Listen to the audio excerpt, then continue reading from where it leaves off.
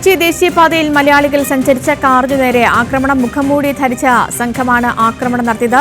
ദൃശ്യങ്ങൾ ന്യൂസ് മലയാളത്തിന് ലഭിച്ചു.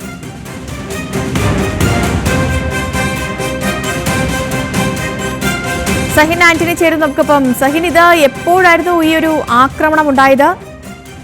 വിവരങ്ങൾ. കഴിഞ്ഞ 14-ാം തീയതി പുലർച്ചെയാണ് ഇത്തരത്തിലുള്ള ഒരു ആക്രമണം. കോയമ്പത്തൂരിൽ നിന്ന് ഓഫീസ് ആവശ്യത്തിനുള്ള കമ്പ്യൂട്ടറുകൾ വാങ്ങി വന്ന മലയാളി സംഘത്തിന് നേരെയാണ് വാഹനം തടഞ്ഞു നിർത്തി ഹൈവേ റോബറി സംഘത്തിന്റെ ഒരു ആക്രമണം എന്ന് പറയേണ്ടി വരും. പാലക്കാട് രജിസ്ട്രേഷൻ വാഹനങ്ങളിലെത്തിയ 10-ലധികം പേരാണ് കാറ് തല്ലി തകർത്തത്.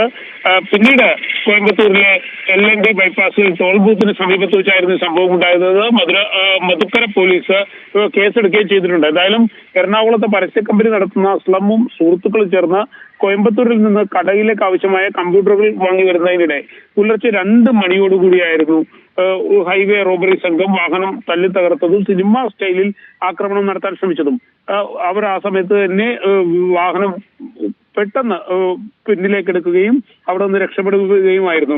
എന്തായാലും വലിയൊരു അപകടത്തിൽ നിന്നാണ് അസ്ലമും സുഹൃത്തുക്കളും രക്ഷപ്പെട്ടതെന്ന് നമുക്ക് ആ ദൃശ്യങ്ങളിൽ നിന്ന് തന്നെ മനസ്സിലാകും. ഒരുപക്ഷെ മുഖംമൂടിധാരികളായ 10-ലധികം പേർ അവരെ ആക്രമിച്ച് മറ്റ് രീതികളിലൊക്കെ കാര്യങ്ങൾ പോകേണ്ടതായിരുന്നു.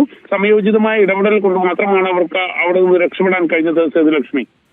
തീർച്ചയായും സഹിൻ, എന്താണെങ്കിലും ആ ദൃശ്യങ്ങൾ എത്രയും വേഗം പ്രേക്ഷകരിലേക്ക് എത്തിക്കാൻ സാധിക്കും എന്ന് വിശ്വസിക്കുകയാണ്.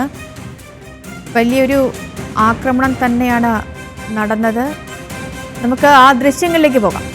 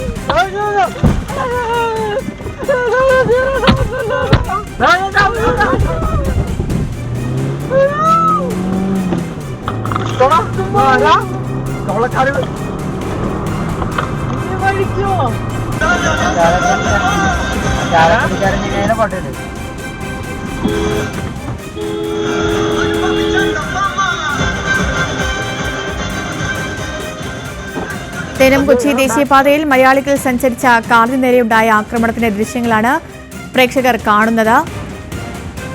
മുഖംമൂടി ധരിച്ചെത്തിയ ഒരു സംഘം ഈ മലയാളികൾ സഞ്ചരിച്ച വാഹനത്തെ ആക്രമിക്കുകയായിരുന്നു.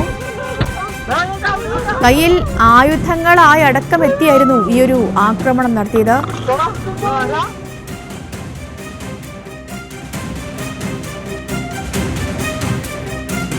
സേലം കൊച്ചി ദേശീയപാതയിൽ 14-ാം തീയതിയായിരുന്നു ഈ ആക്രമണം ഉണ്ടായത്.